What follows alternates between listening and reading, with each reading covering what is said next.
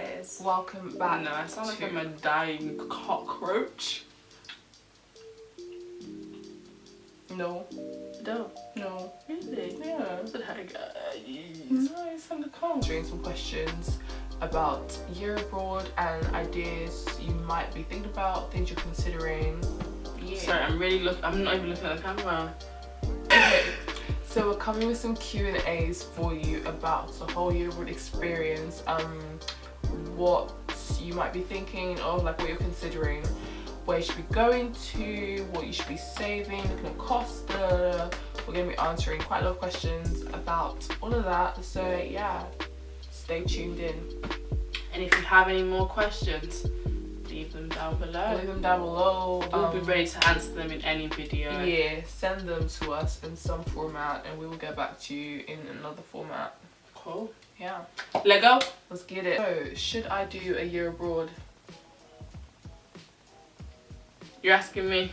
You were saying the title and then you were gonna say it? Well, that doesn't make sense. Yeah, because that's the question.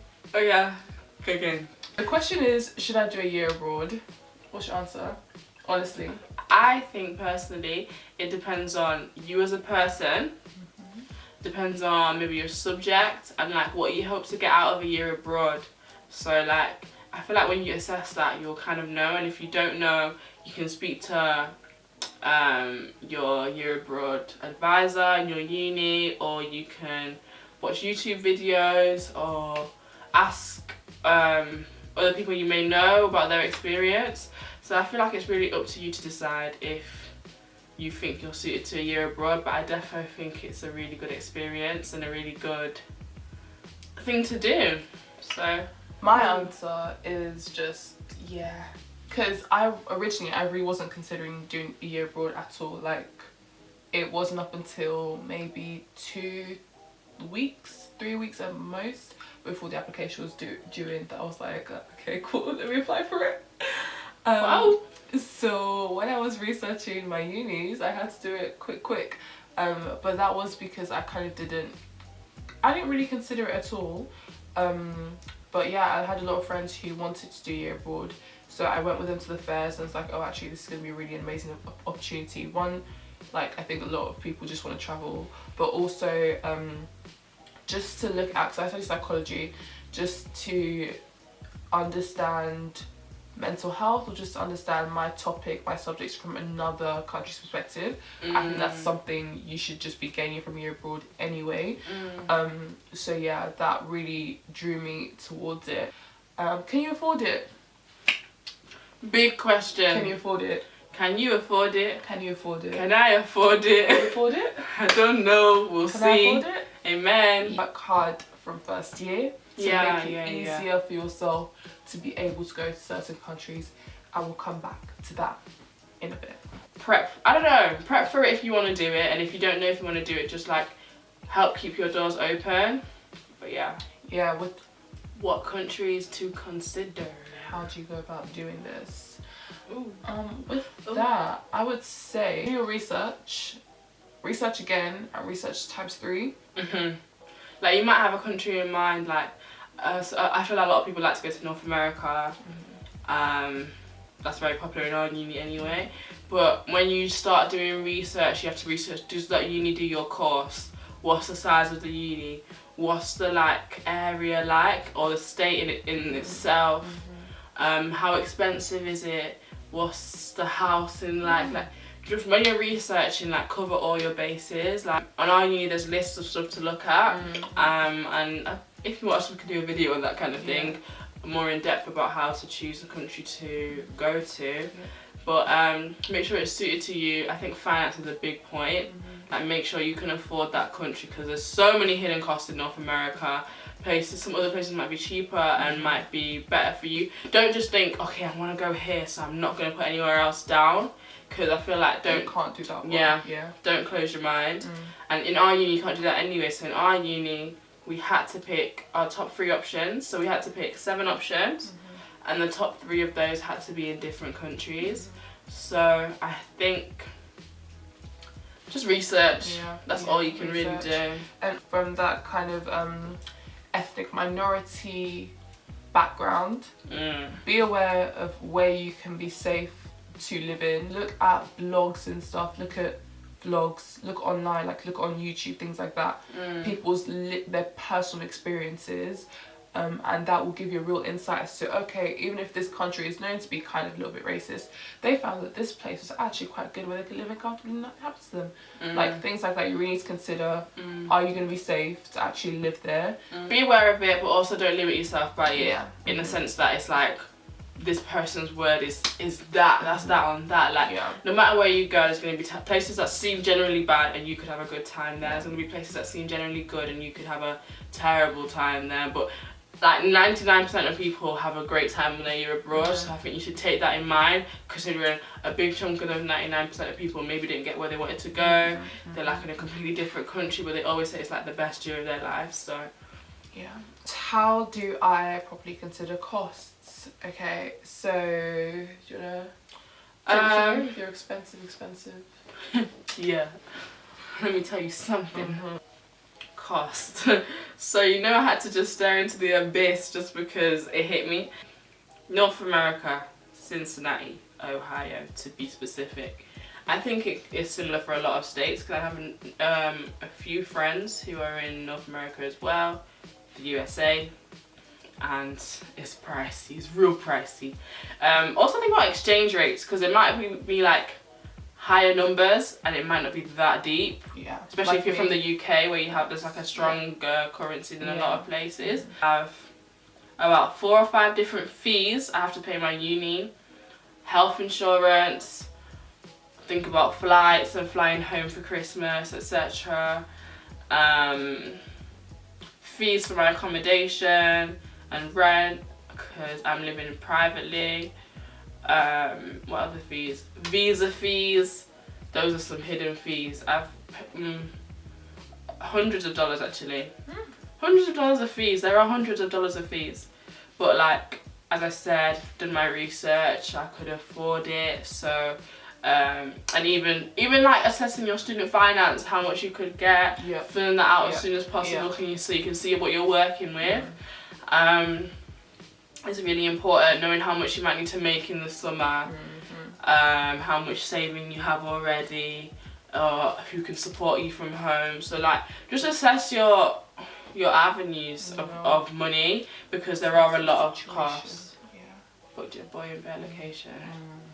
Maybe you keep a conversation, it's not that deep, it's just flirtation, I had to finish it. So with me, I found that so far, the costs seem very similar to the UK in terms of like, even though it's, I think it's around, the exchange rate is around double for Canada, so something that's 700 over there is 350-ish around here, around that sort of value. So it means that generally my costs aren't too different, so it's going to be similar to what I'm paying here now, but then you have to consider things like visas, apply for permits. I have 3 permits to apply for and I've applied for 1 so far, and that wasn't too bad. That was only like £70, but when I then have all those other ones to be applying for on top of flights, health insurance, but I know mine's not going to be anywhere as close to yours. Like, how much is your insurance? 1.2k. So her health insurance is 1.2k, mine is £412. Will I be alone? That's the next question. For me, yeah, apparently. Alone in what sense? I think we should clarify. Okay, yeah, so first of all, you need to look into, well, I think it'll be quite easy to find who is coming to at least your country, because there's generally each year a study abroad group chat on Facebook or something of people being like, hi, I'm going to this uni, I'm going to that uni, I'm going to my uni, blah, blah, blah. So that's one way of finding people who are going from UK to your country, your uni with you. I don't know anyone going to my uni, so I'm doing this all kind of alone. But in the sense of, will I be lonely when I'm out there? I hope not, because I don't think that's likely. Yeah. I feel like even at a uni in your home country, uni is kind of what you make it, especially in terms of socialising. Like, if you go out and make the effort, it won't like return to you void. Like you'll reap the benefits of making the effort. You'll make friends. So, and if you're someone who's shy or whatever, I feel like there's societies and stuff to join. I feel like it's just like home uni in terms of making friends, etc. So just apply the same skills you've already learned. Find people. I think that also makes it easy in terms of knowing what you need to be doing. Because you have someone to compare it with. I don't know half what I'm meant to be doing right now, and I've spoken to one girl and she's been lovely so far. We're both she's stuck but she's ahead of me, so we can be stuck at different levels and she can just help me at a certain point. Amen. So yeah, it's good to know someone beforehand just to kind of make to make the process easier. Because my friend, we're really good friends now, but we met because we're going to the same uni, and there's so many things that like I wouldn't know that without her, or we wouldn't, like, we're able to compare. So like we're now going to be living together with some other people.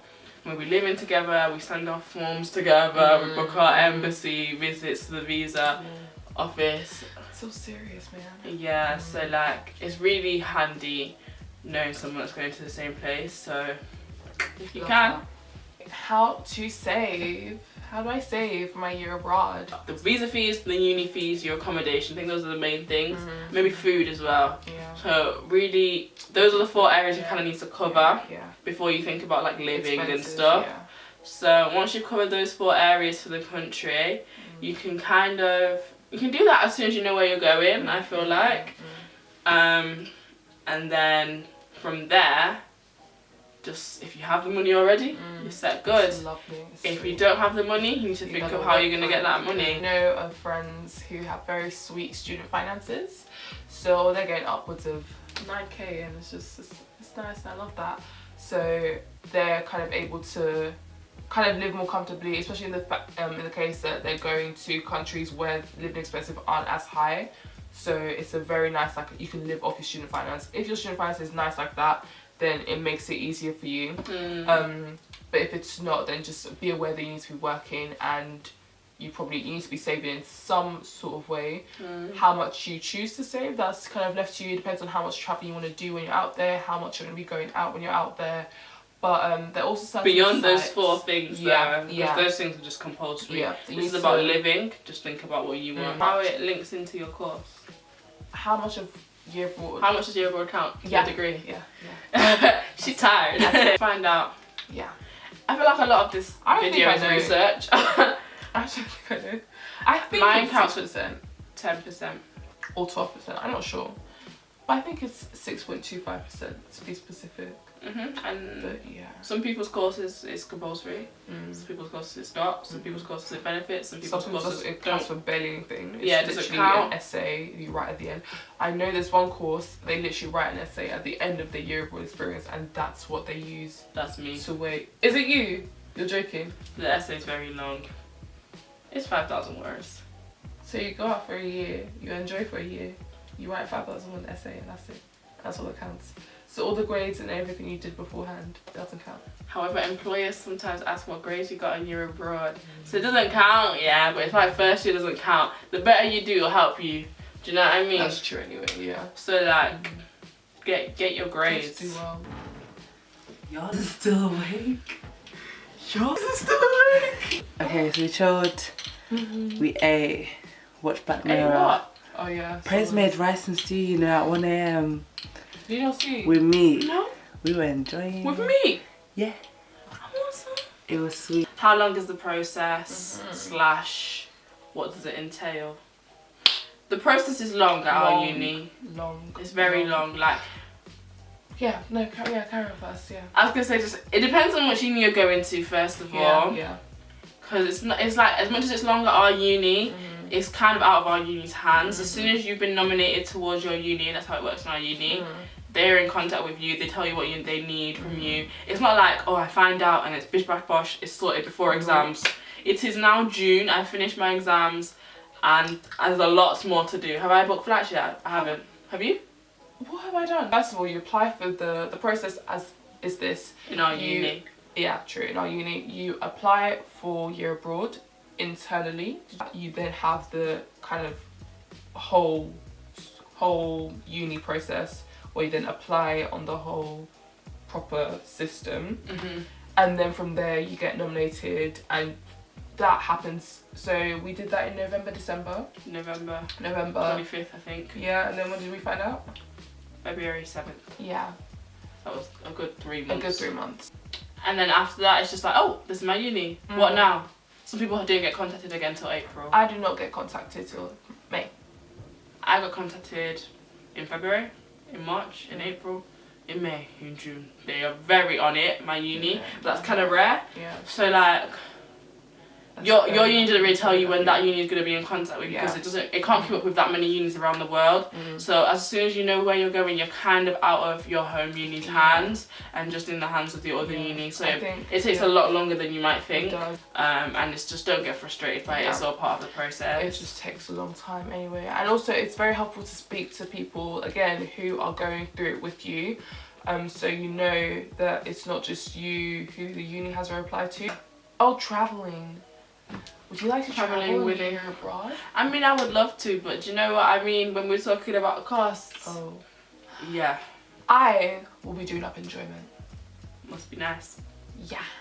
I mean, in America you have spring break, and that's a big cultural thing there, so we'll see how I can stretch my coin. I want to get to Miami. My costs, as I said, are quite similar to the UK, and I'm working over the holidays that's just coming up. I should hopefully have some extra money to be able to travel around a bit. People I've spoken to have said that a lot of exchange students, literally they were going away every weekend to do something, and I'm like, okay, that's the kind of vibe I'm trying to be on. Y'all got that coin. So if I got that money, I'm gonna be doing that. Yeah, so if you want to travel, be aware that, again, on top of the cost of having to book flights, visas, health insurance, accommodation, all of that general thing, traveling and anything else you want to do is on top of that. On top of living as well. Yeah. Living and enjoyment within the place that you were assigned. So yeah, we done. We out here. See you next time on Flued Out. No. No. I think Flued Out's a nice name. I like Flued Out. Yeah, comment down below if you like Flued Out.